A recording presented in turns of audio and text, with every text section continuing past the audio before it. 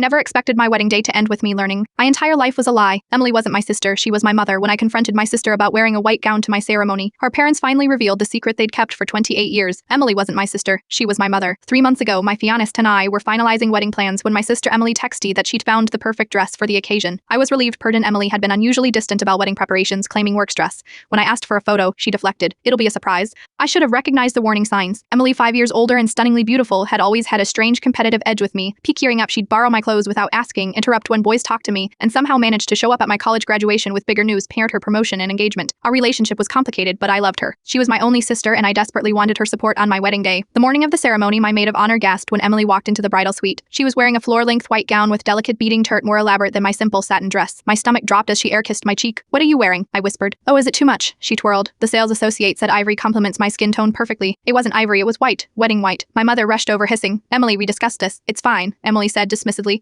"No one will confuse us. I am the pretty one," something in me snapped. After years of her subtle undermining, this felt deliberate and cruel. "You need to change or leave," I said, my voice shaking. "You don't wear white to someone else's wedding. Exclamation knows that." Emily's eyes widened. "You are overreacting, Mom. Tell her." My mother looked panicked. "Sophia, please. Let's not make a scene. It's just a dress. Just a dress. You've always taken her side, always. Why is that?" The room fell silent. My father appeared in the doorway, summoned by the commotion. He exchanged a look with my mother that I couldn't decipher. "Tell her," he said quietly. "It's time." My mother sank into a chair. "Not today. Please, not on her wedding day." Emily stood frozen, her white dress suddenly seeming like the smallest problem in the room. "Tell me what?" I demanded. My father took a deep breath. "Emily isn't your sister. She's your mother. She got pregnant at 15. We adopted you to avoid the scandal." The world tilted sideways. 28 years of family dynamics suddenly rearranged themselves in my mind like a kaleidoscope. Emily's resentment, my parents' constant mediation, the family resemblance everyone commented on. "I didn't want to give you up," Emily said, tears streaming down her face. "They made me, and then I had to watch them raise you, love you, while I was supposed to be just your sister. So you wore white to my wedding, to what paired to reclaim some maternal role." My voice didn't sound like my own. "I just wanted to feel important to you for once." I looked at these 3 people, turned to my family parrot, and saw strangers. "You've had 28 years to tell me the truth. You chose my wedding day to drop this bomb because Emily couldn't stand not being the center of attention." I told him everything while he listened in shocked silence. "What do you want to do?" he asked finally. "We can postpone." I looked toward the ceremony space where guests were already seated. "No," I decided. "I am not letting them take this day from me too, but I need to make some changes to my vows." Emily sat in the back row, still in white, next to the empty seats where my parents' parent, her parents' parent should have been. They'd left after I refused to speak with them. When it came time for vows, I looked at James and added, "I promised to build a family with you based on honesty and truth, parent the family I deserved but never had." That night as we drove to our hotel, my phone buzzed with a text from Emily. "I am sorry, not just for today, for everything. When you are ready, I have letters I wrote to you when you were a baby. I kept them all." I turned off my phone. Those letters had waited 28 years. They could wait a little longer. Today, I wasn't someone's secret. I wasn't someone's sister or daughter or even granddaughter today. I was just a bride, beginning a new family where the truth wasn't something to be afraid of.